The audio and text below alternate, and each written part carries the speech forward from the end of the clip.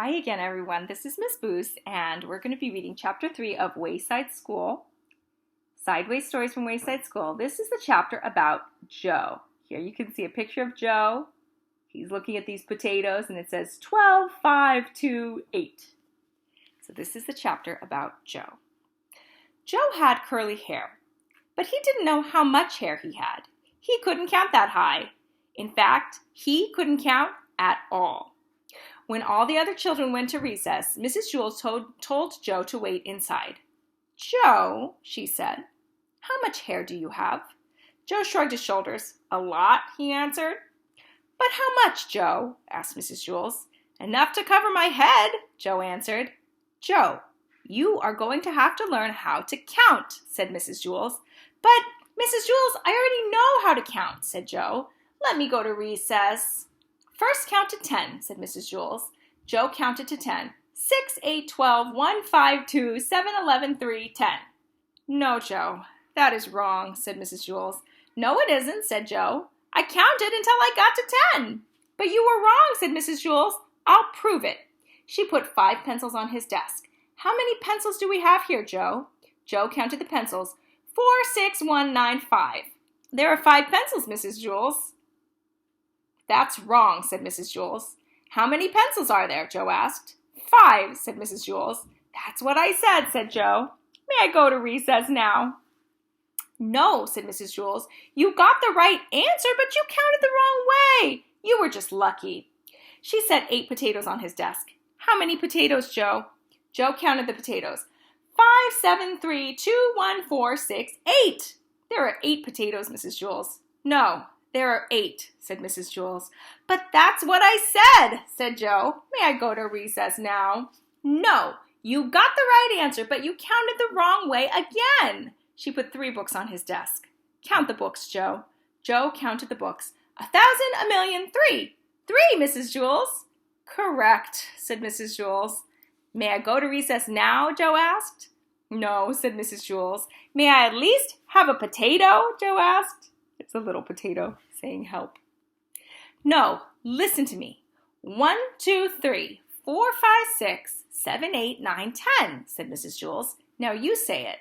1, 2, 3, 4, 5, 6, 7, 8, 9, 10, said Joe. "Very good," said Mrs. Jules. She put 6 erasers on his desk. "Now, count the erasers, Joe, just the way I showed you."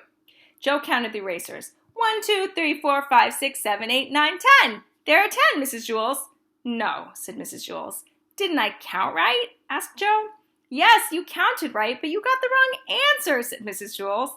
"This doesn't make any sense," said Joe. "When I count the wrong way, I get the right answer, and when I count right, I get the wrong answer."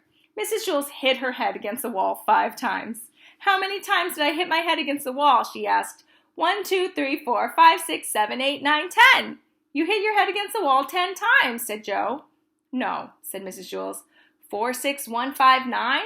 Or 4, 6, 1, 9, 5? "You hit your head 5 times, said Joe. Mrs. Jules shook her head no and said, "Yes, that is right." The bell rang, and all the other children came back from recess. The fresh air had made them very excited, and they were laughing and shouting. "Oh, darn," said Joe. "Now I missed recess." "Hey, Joe, where were you?" asked John. "You missed a great game of kickball." "I kicked a home run," said Todd. "What's wrong with you, Joe?" asked Joy. "Nothing," said Joe. "Mrs. Jules was just trying to teach me how to count." Joy laughed. "You mean you don't know how to count?" "Counting is easy," said Mauricia. Now, said Mrs. Jules. "What's easy for you may not be easy for Joe, and what's easy for Joe may not be easy for you." "Nothing's easy for Joe," said Mauricia. "He's stupid." "I can beat you up," said Joe. "Try it," said Mauricia.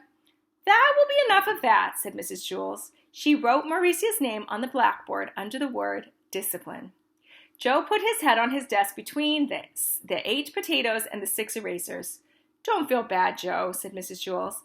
"I just don't get it," said Joe. "I will never learn how to count."